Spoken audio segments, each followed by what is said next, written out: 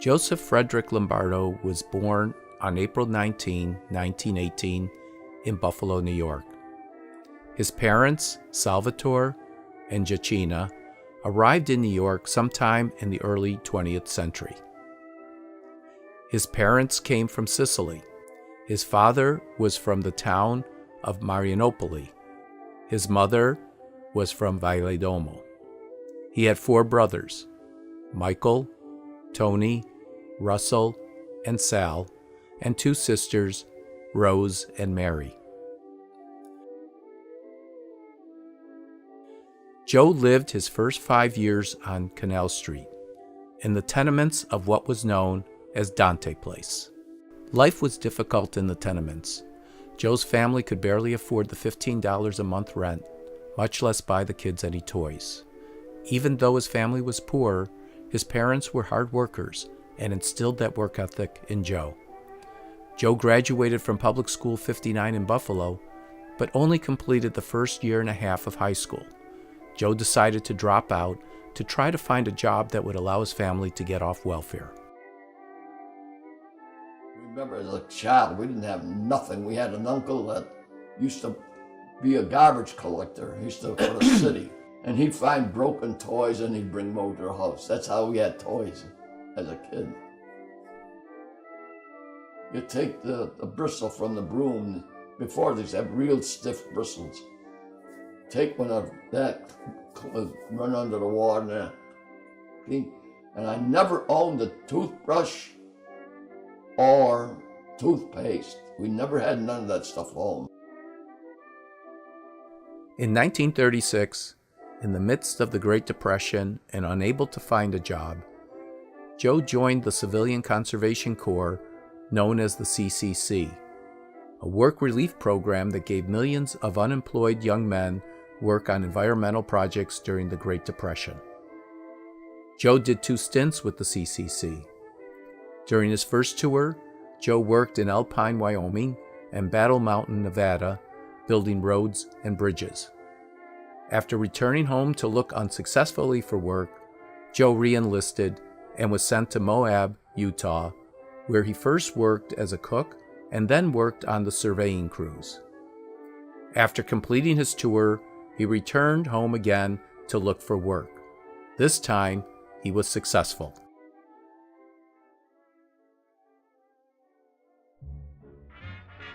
My mother was a scrub woman. She got acquainted with this woman, Miss Smith, once a week. They used to play the lottery, 5 cents.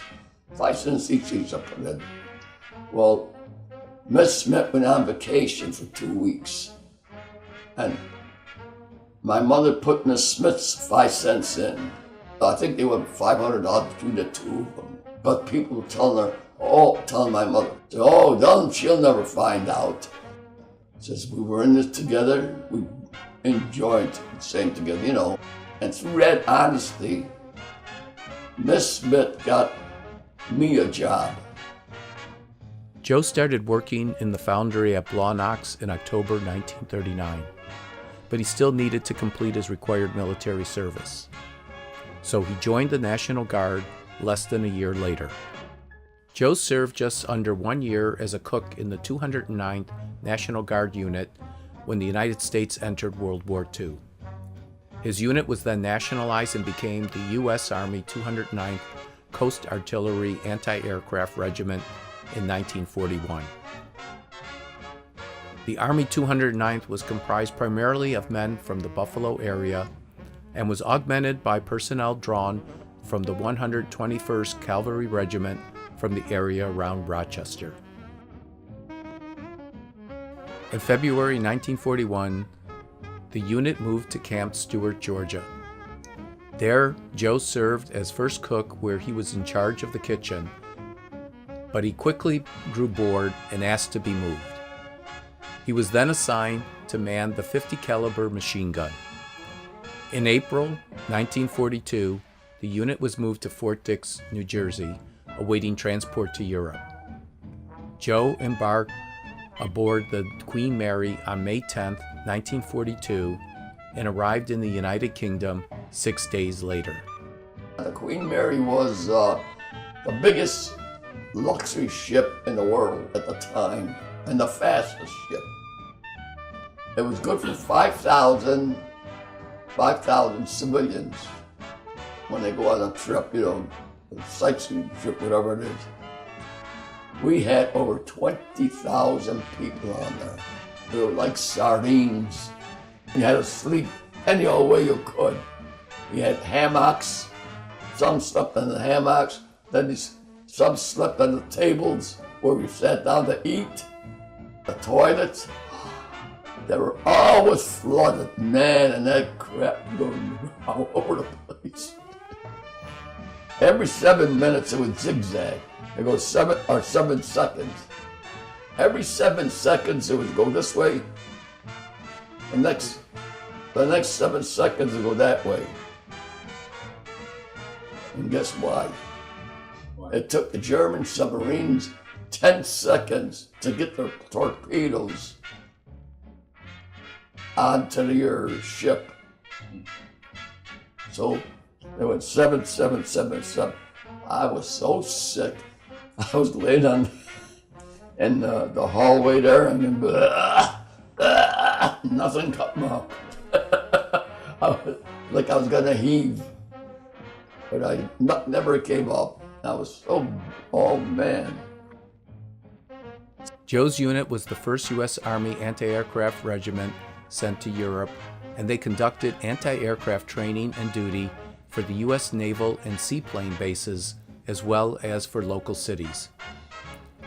Around December 1942, the regiment was attached to the 5th Army and left by ship for North Africa, arriving in January 1943. Joe received a battle star for his service in the Tunisia campaign. The unit departed Africa in October 1943 and arrived in Italy later that same month. In Italy, Joe participated in 2 campaigns, Naples Foggia and Rome Arno. This latter one was the battle for Cassino. During his time in Italy, Joe also had experiences of a different sort. We were marching in Italy, and we were in the bivouac area. Well, the Germans used to strafe that about every other day or so. So we had to get out of there, and find another area. We just got into Italy at the time. So we're marching along the highway there, and I says, Sarge, I have to go. He said, hurry up, make it fast. So I put my rifle right on them, I was picking out,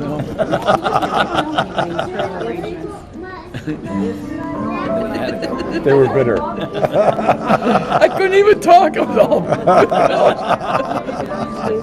So, and you couldn't drink water unless you were told to. Yeah. You got permission.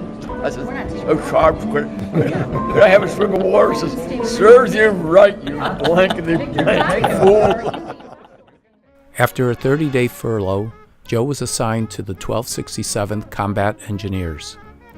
They landed in England and trained to assist infantry divisions in the Battle of the Bulge.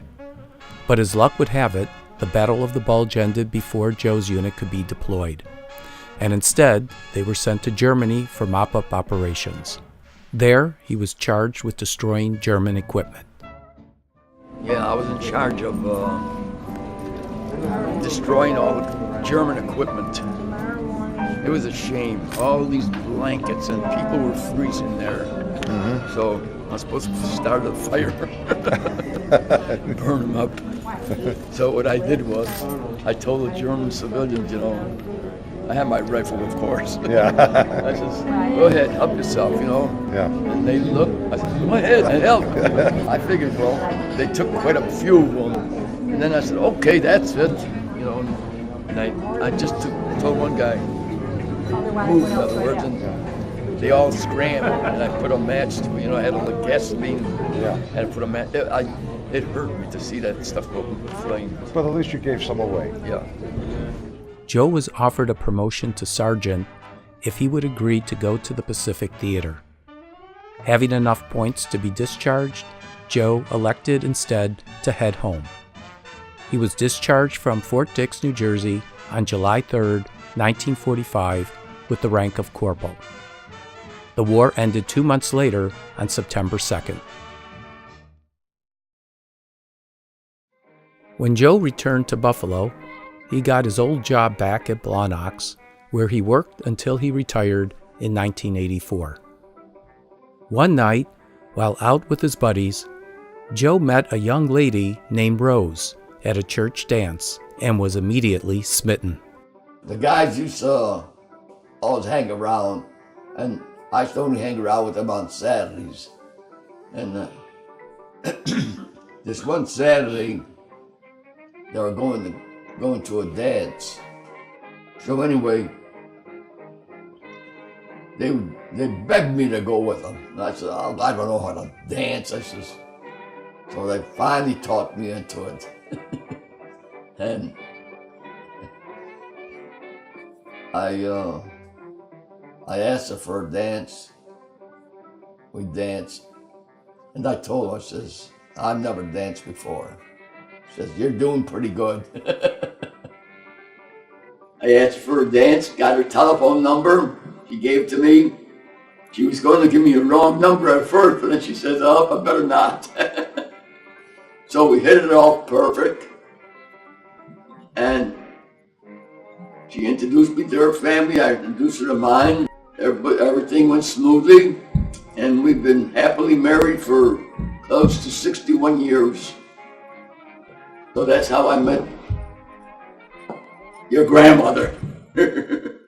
Gonna take a sentimental journey. Gonna set my heart at ease. Gonna make a sentimental journey to renew old memories. I've got my bag, got my reservation, spent each dime I could afford. I'm like a child in wild anticipation. I long to hear that all aboard. 7, that's the time we leave at 7. I'll be waiting up for heaven, counting every mile of railroad track that takes me back. I never thought my heart could be so yearning. Now why did I decide to roam? I'm gonna take that sentimental journey. Wanting their kids to have good economic opportunities, Joe and Rose worked hard to earn extra money to send their kids to good schools. Joe encouraged his boys to get a solid education so they would have better opportunities in life. Through hard work, honesty, and perseverance, Joe has fulfilled the American dream and has instilled important values in his children and grandchildren.